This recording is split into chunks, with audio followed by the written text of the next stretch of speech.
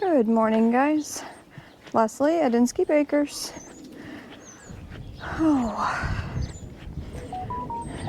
Trying to catch up on my sleep that I missed with Foxy the other night, and well, that didn't really happen, so we're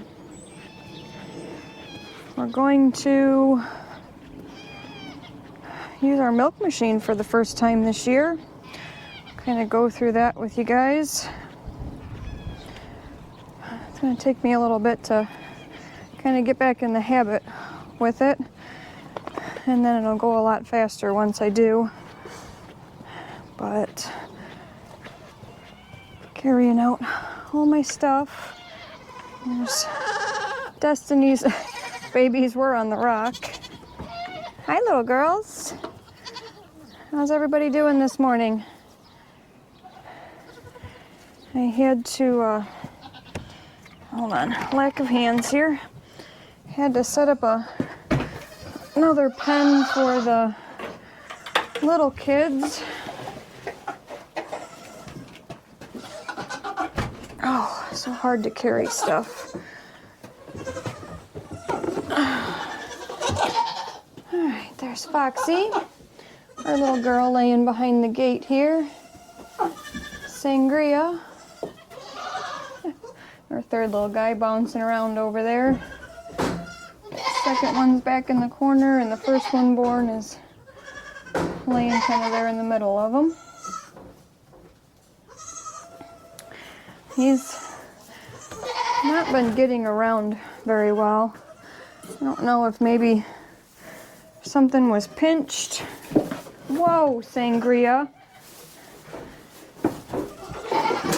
From watching the video or the camera, it looked like he came out breech. What are you doing? And he seems like he kind of teeters on his front legs. Sangria, please. I don't know if he's got something pinched here or if it's his hips. Can you please not eat my camera? Thank you. I'm trying to show your babies. So he kind of balances on his front legs. So I'm gonna have to ask some people if they've seen that or what they think.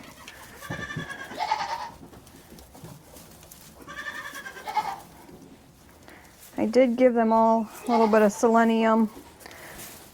Really, Sangria, the camera is not for you to eat. Oh. The other two seem to be fine. So I don't know if it's just something with him. Like I said, something pinched. Because he's so small, maybe he didn't develop quite right or something like that. So we'll kind of see how he grows. But like I said, I'll kind of ask my vet and probably some, different goat people that I know, see if they've seen something like that or what. He still gets around, he's eating. Whoa. And just doesn't quite walk right. But the one brother was kind of knuckled over. Oh. On one of his legs. Looks like the selenium and just time to kind of straighten out from being in the womb. He seems to be fine. So it's just that little guy. Not your turn yet, Sangria. And everybody else. Oh my goodness. You guys look really packed in there. When they slept in the pile last night, they had so much more room. So I need to get them out of there before they try to trample each other. Alright, I'm going to try to give a quick overview of my milk machine, and then I'll kind of show you how it works once I start milking the dough. So this is a simple pulse milk machine. I opted for the CFM pump, or 4 CFM pump, because I was only milking, maybe up to 10 does at a time. Not at a time, but in a season. And Now that I have almost 20 that are going to be in milk this year, even though I'm downsizing, I really should have went with the 6 CFM. The difference is these are where your inflations and everything hook up to, that go down to the goat. But I can use this one, this side, or this side. And that is, you know, this is the air pump. I don't know, it's kind of hard to explain. I don't know all the details about it, but I can use one side to milk one goat at a time on a 4 CFM. If I had gone with the 6 CFM, I could have a doe on each side and be milking 2 at one time. So I don't know if, you know, eventually we'll upgrade. I really don't need 20 does in milk at a time. So I think the 4 CFM, you know, is still going to be great because I really do need to downsize to 10, maybe 15 max. I mean, I had only planned on 13 this year, so till we got all the new goats. But anyway, so this is what, like I said, the air pump, and that's what creates the vacuum. It is the small line on my hoses that go to the inflations. It comes through and there's a filter in here, and basically if you overflow the jar, it pulls it through, let's see, this line. So this is the overflow. This line comes from the jar. If you overflow the jar, it comes through here and down and into the overflow jar, which then has a float on it. If you get this jar too full, it will actually shut off the vacuum, so that you cannot run your milk or water that you're cleaning with, anything, back into the pump. I'm not really good at like explaining this type of stuff, so this may not make sense, but if I can get them here, these are the inflations that hook to the goat's teats. It then comes through the milk line and it will come up and connect to the jar. We'll connect that in just a minute. So, I don't know, like I said, just a rough overview. I'm not very good at that kind of thing, so I'll show you how it works once we kind of get it all put together. These are my filters that I told you were kind of like an inline filter. Let me see if I can get the camera set up, and I will show you how we put those into the lid on that jar.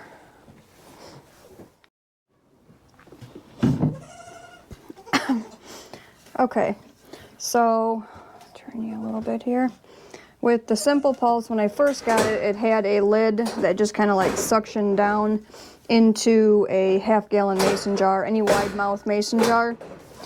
Foxy wants out, she's had enough. Then they came out with these new lids, which I absolutely love. Take the caps off here.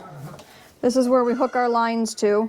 So this one, I don't know if you can see it, it does say milk on it, and it has an arrow going this way, so that's the milk flow. The line that goes down to the does hooks to here for the milk to come in and through, and this one underneath says air. This is where the air line comes to that creates the vacuum and pulsates to actually milk the goat. So this blue top where the milk comes in comes off, and right inside here is where the filter fits. So we take one of these.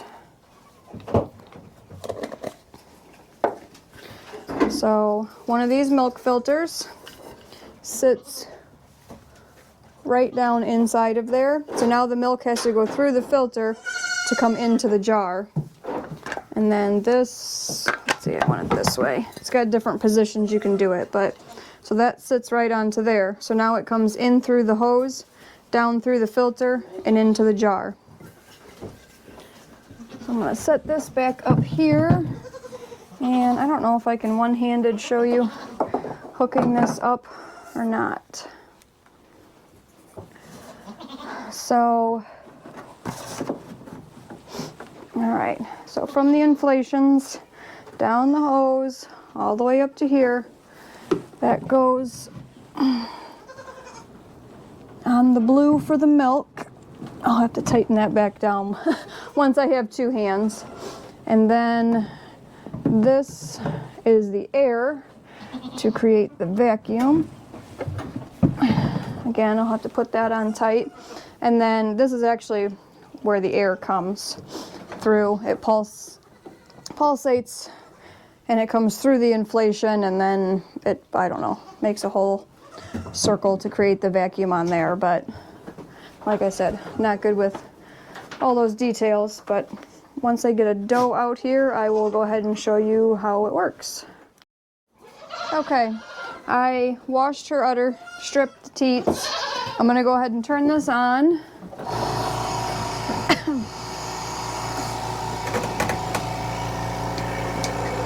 Now, because I haven't used it a whole lot, well, I haven't used it this year, it does have a pressure gauge and everything on it, so I just want to double check. I'll show you guys in a minute, but before I put it on her teats, I just want to make sure that it's at a good level. So I don't know how she's going to do with this, but basically these are your inflations. The teat goes in here, it creates a suction, and then the milk comes down through the inflation and into the hose. I don't know if she's ever had a milk machine used on her, but she's really good with me hand milking.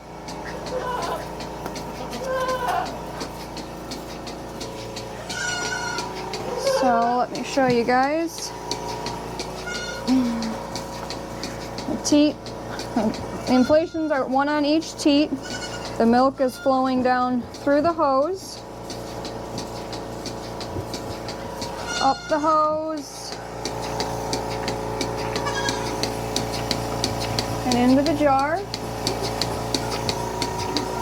So this is my pressure gauge. It does have kind of the green area is where you want to stay. I've found that most of my doughs work better with it on the low end, and then I can adjust that pressure up and down here. And then if that jar gets full, I'm just going to dump it into these jars because these store better for me in the refrigerator. But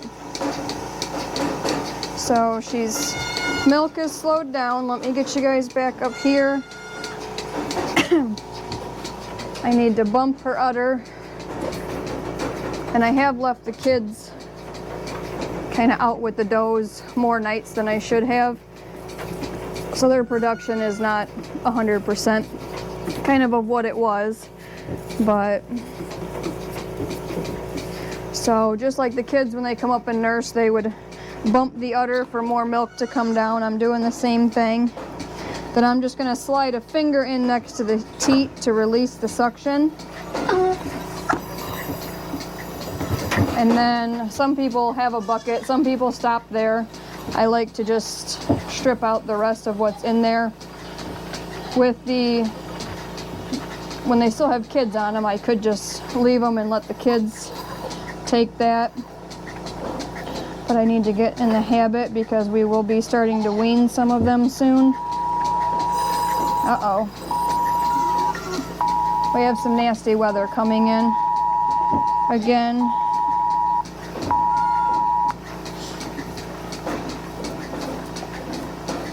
Severe thunderstorm warning until 12:15. Destructive 80-mile-per-hour winds.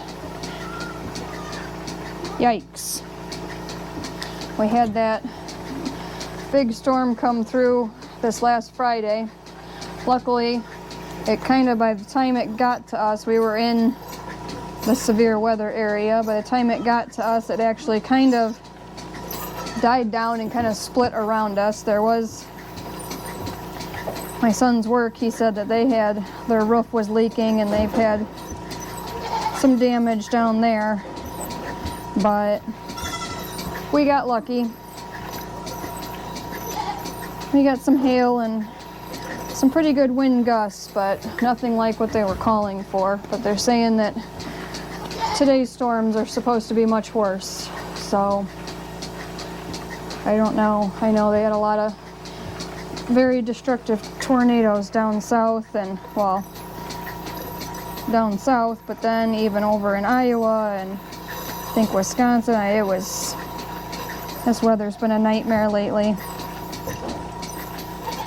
We've been fortunate enough that it hasn't done too much damage here. We did have 2 or 3 years ago that derecho came through and we had damage then, but we were still lucky that it was very minimal.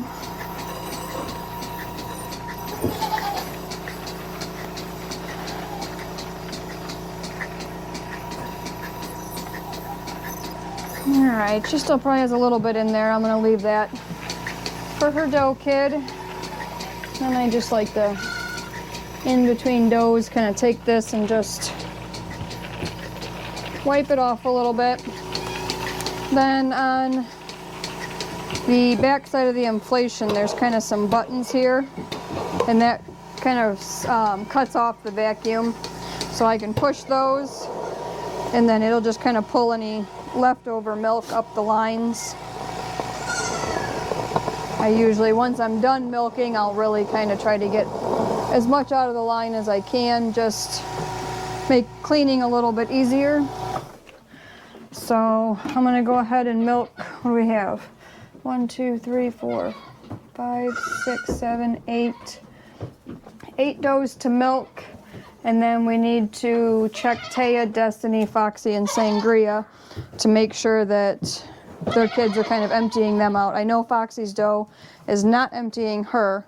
I milked quite a bit from her last night, so I'm going to have to milk her twice a day. And Sangria, I think her boys are starting to eat more, but I will be probably milking her out some as well.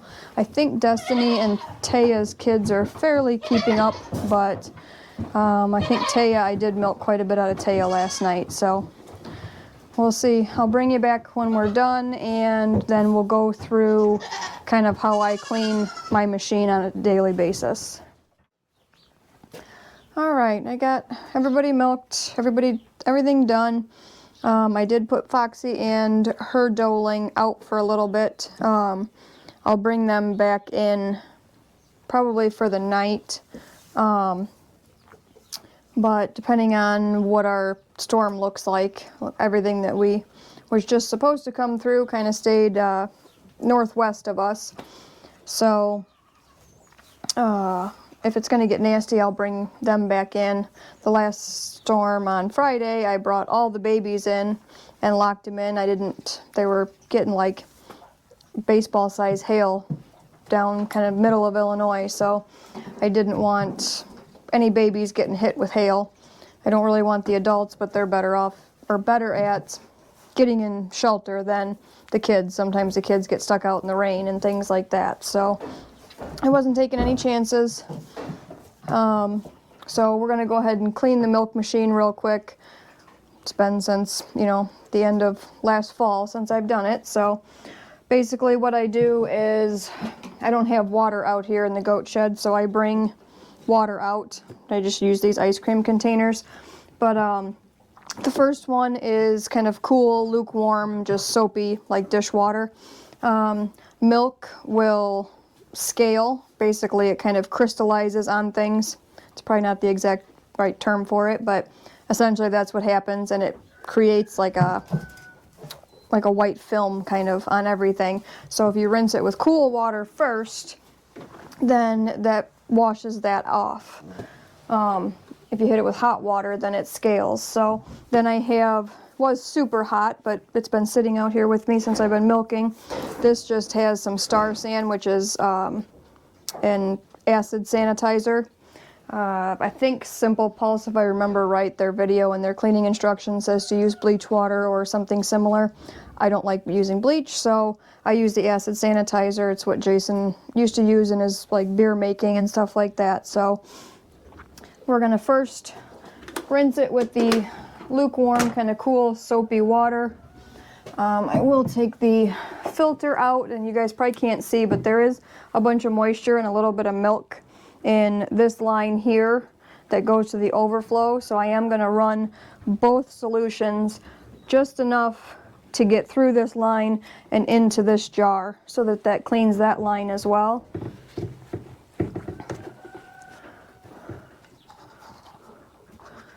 So here's my filter.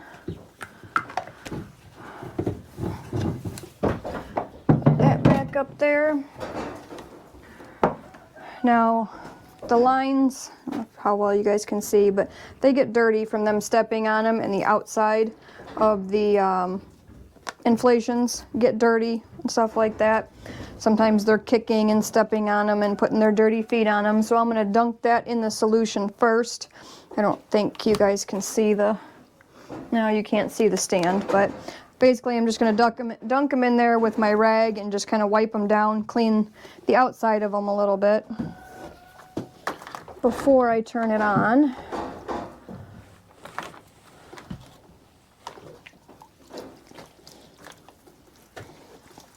And this usually just takes me a couple minutes when I'm not trying to explain it and show how it's done.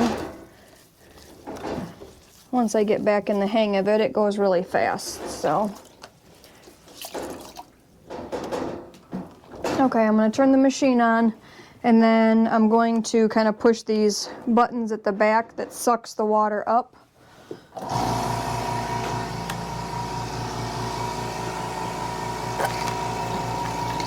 If I put them in like that, it pulsates and it pulls it up through, but if I push the buttons, it just kind of free flows through the lines, and I'll kind of stop, let it get a little bit of air.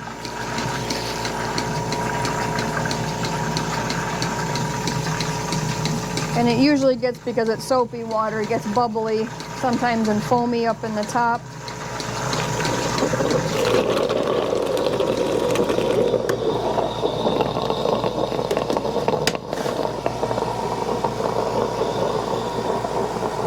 So I'm just going to hold it open, kind of let last little bit of that flow through the lines.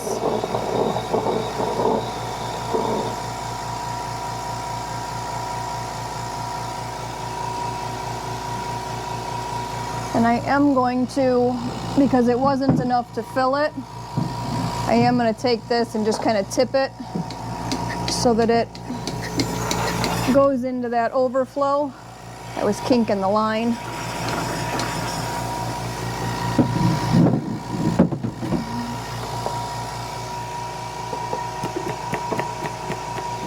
Then I can turn it off. I'm gonna lay those there. There is, I don't know, maybe a cup or so that I ran through that line. I'm gonna take this and go dump this outside. Because I have to have room in my jar for the Star Sand mix to go through.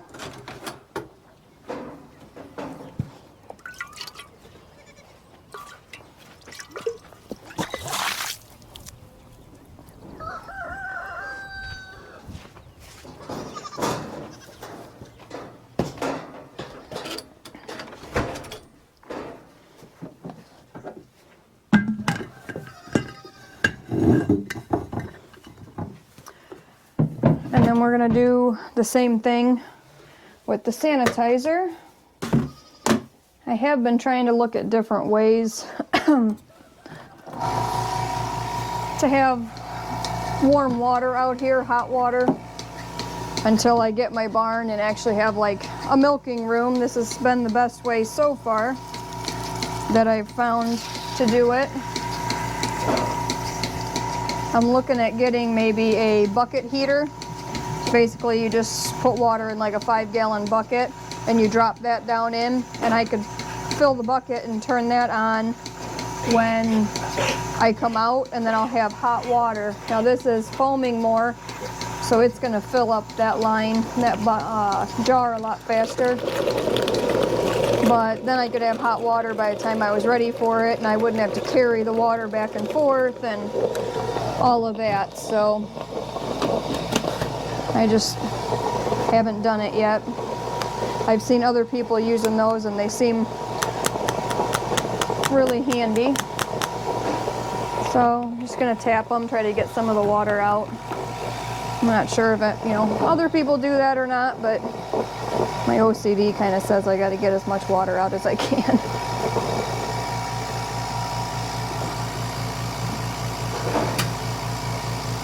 Then I'm going to take this line off, and I just kind of hang these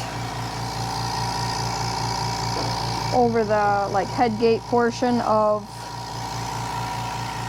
my stand, and just try to keep them from really touching anything dirty. Then I don't know if it's still a trial thing, but when I bought this machine a few years ago, they said they were trying out their heated dry for the lines.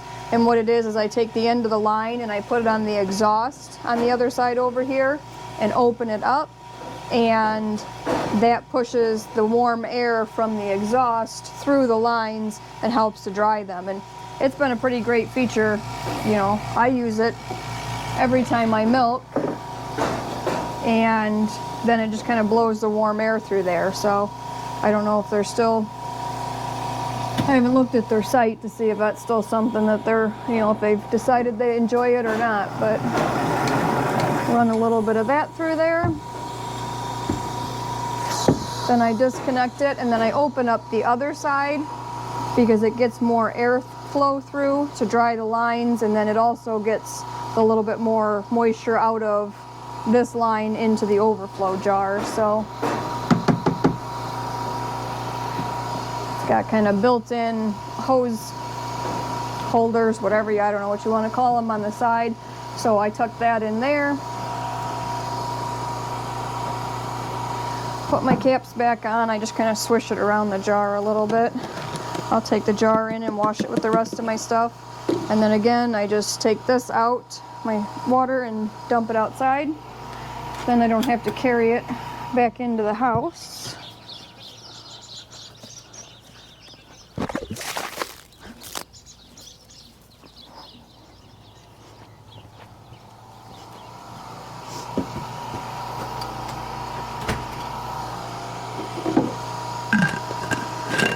My lid on, and then it goes into my bag that I take to the house,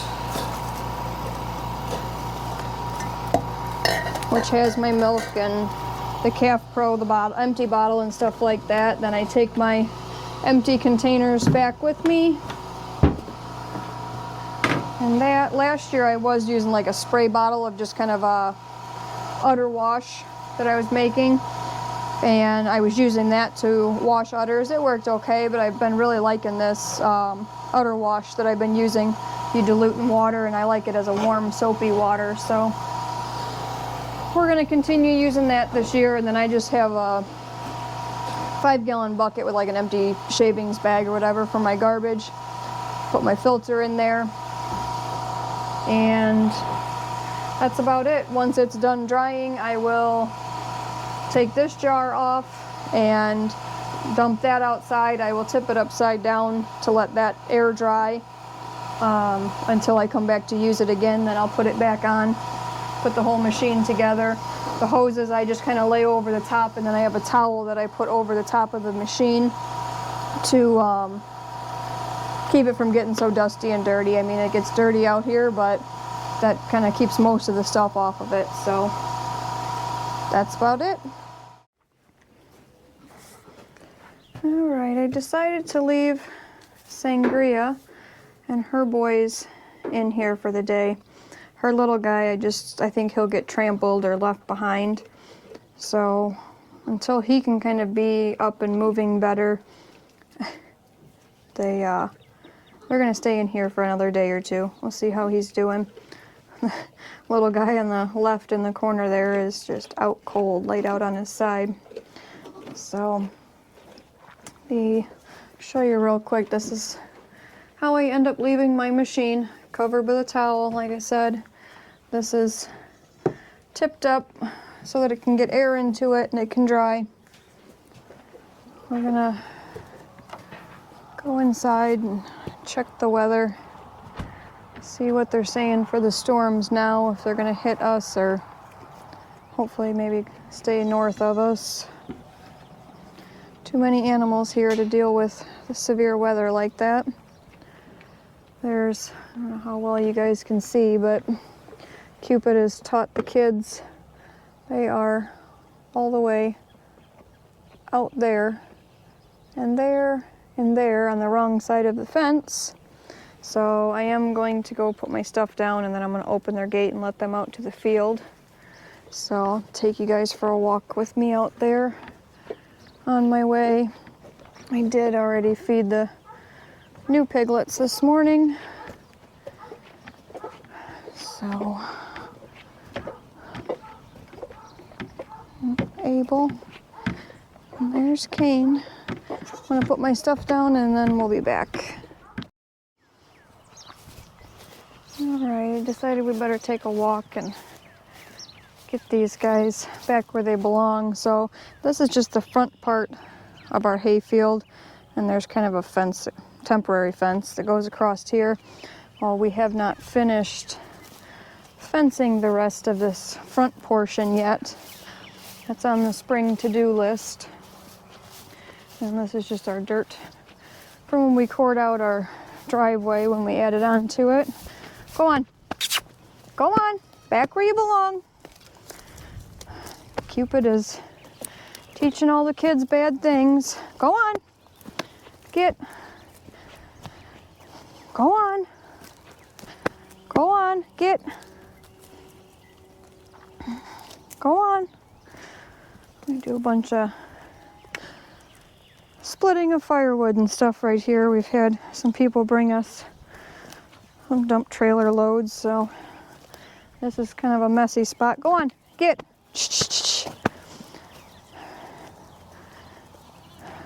Get going. Go where you belong. Go out here and get these last few out. Go on. Back where you belong. Get going. Get going. Go.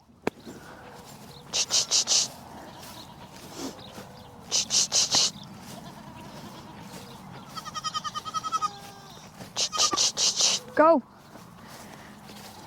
Yeah, that's part of the problem, is this fence is not electrified. Ugh.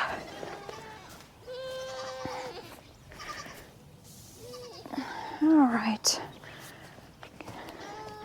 Hi, Abel. You helping me? Good boy. Go on. Get. Of course, the bottle babies don't care. Go on. Back in your fence. Get going.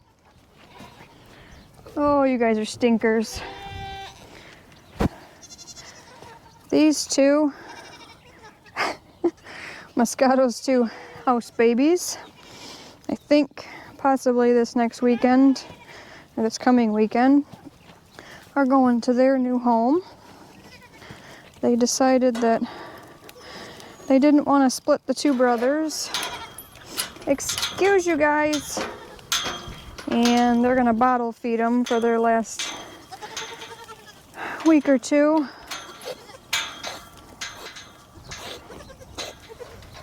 Who is coughing? S'more? Goodness. You guys coming? I'm sure there's a few more in the shed. Pretty sure Foxy's still in there. And there they go. We did yesterday.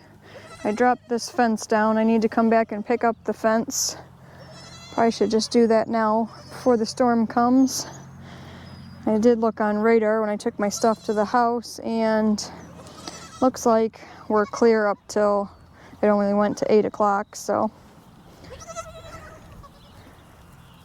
thinking it looks like it may stay northwest of us, but there is a big line that forms on the radar over like Davenport, east or west of Davenport, so who knows, it could get nasty. What? Were you yelling for your brother?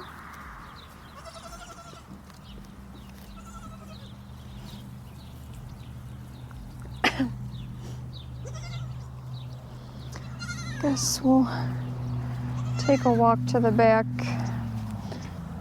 work on taking this fence line down here. I don't know if I can do it one-handed or not.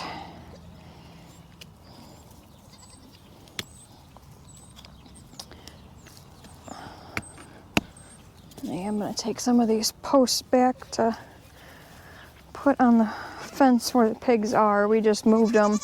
Basically the same general area they are, just back further in the field. It's a spot that they had been in last fall. Just trying to give them some fresh ground until I can start rotating them if we ever dry up.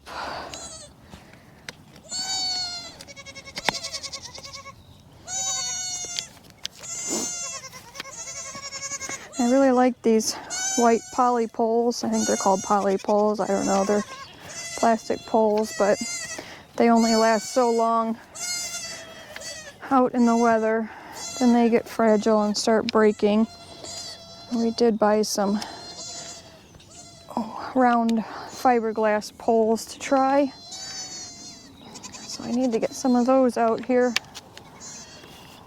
I think they'll stand up a little bit better than these poles do. And if I remember right, they might have been cheaper. I don't know, even if they're more expensive, if they... Oh, there's Foxy. So she did come out. She must have left her doe up with some of the other babies up there. Oh. These pigs got it rooted up. Kind of a mess.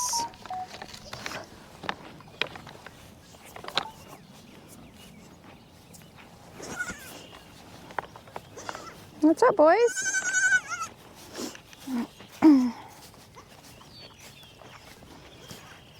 Probably gonna run out of battery here shortly, but here's where we moved the pigs to. This was mostly grass, and you can see they've already done a bunch of rooting in here. When there's not lush grass for them to eat, they do root quite a bit. I would really like them not to, but they do. Well, I said I was going to bring these posts, but the fence is still plugged in, so it's hot. If I try to add these posts, I'm going to get zapped.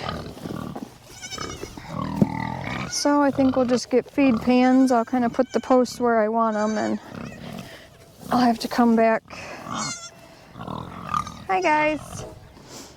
And actually hook the lines, clip the lines into them later.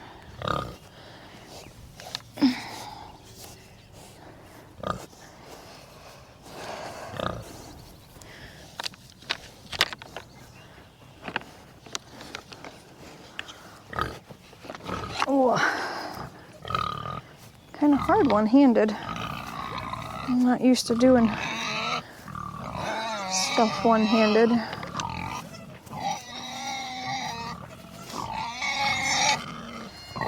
I will get your feed in a minute. My goodness. Yelling at me. It looks like I could probably use a couple more posts in here. This section's not too bad. We're going to go down a little bit further then.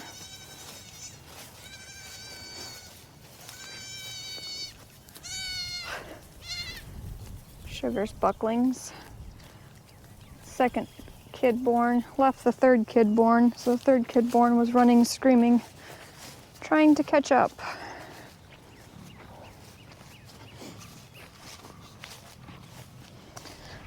Oh, pick about halfway in between. I'm just gonna stick it there for now, and then once I unplug the fence, probably not today, then I'll come back and clip it on there. Goats chasing me. Oh, pigs chasing me.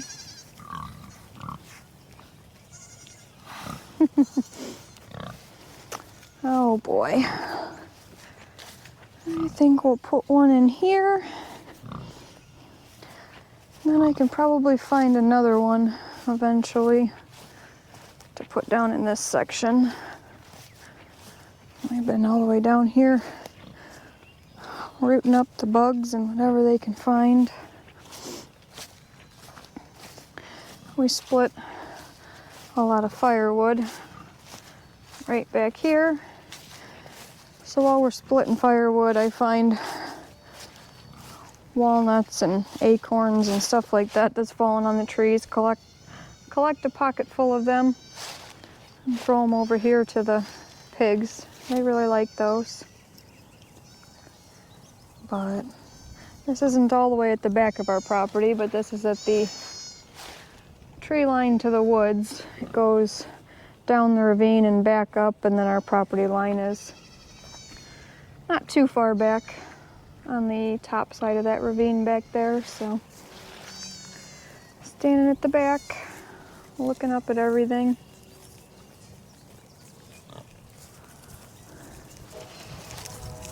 You guys like it all the way back here. There's a little more to eat, huh?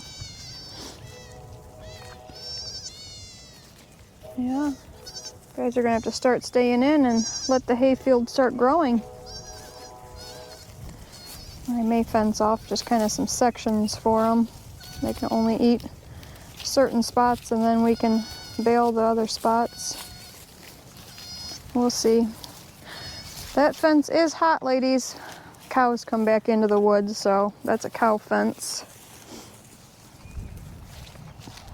They can come, oh, I don't know if I can see, from all the way up there. They come back, they come across, and then they come right down along the tree line. That's how the cows get back. Well, it's open actually right back behind their pen up there, but they follow the fence line along between the fence line and the trees to get back to the back.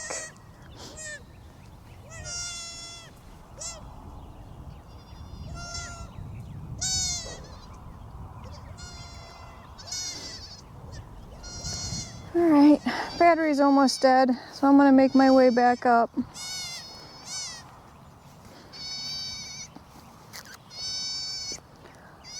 That's Taya's doling. And I don't see Taya out here. She must still be up in the shelter, but there she goes. She's gonna stay with everybody else. Yelling for mom, but mom's not out here.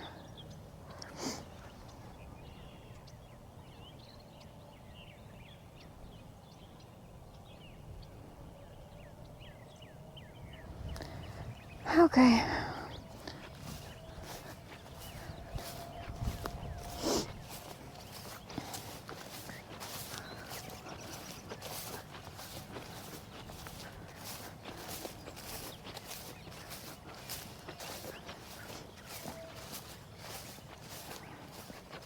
Pawnee and her buckling.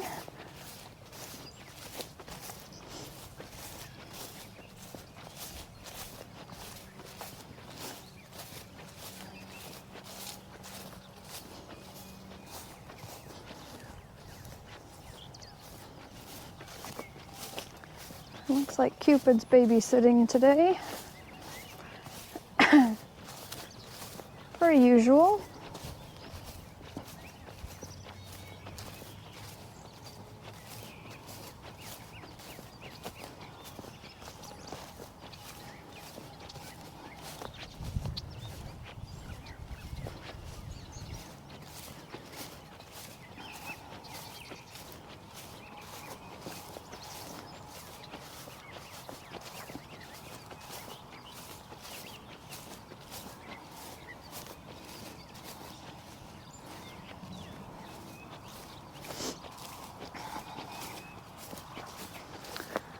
Kind of a long walk back up to the house.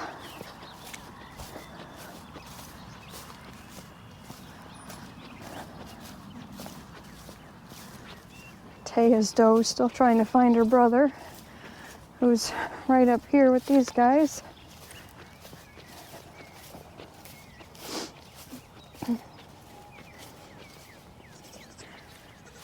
Oh, bottle babies are gonna chase me.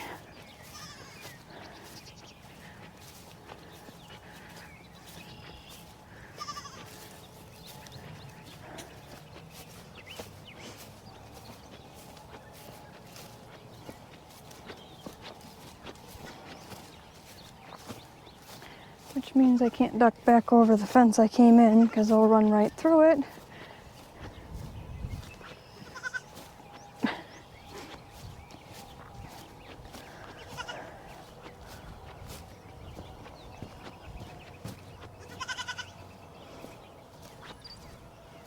Ooh, here comes Taya's buck. Okay. We did move this shelter over from the yearlings pen over there. I decided we'd just bring their shelter, leave them here with the rest of them. They'd be happier, more space to run, get some exercise.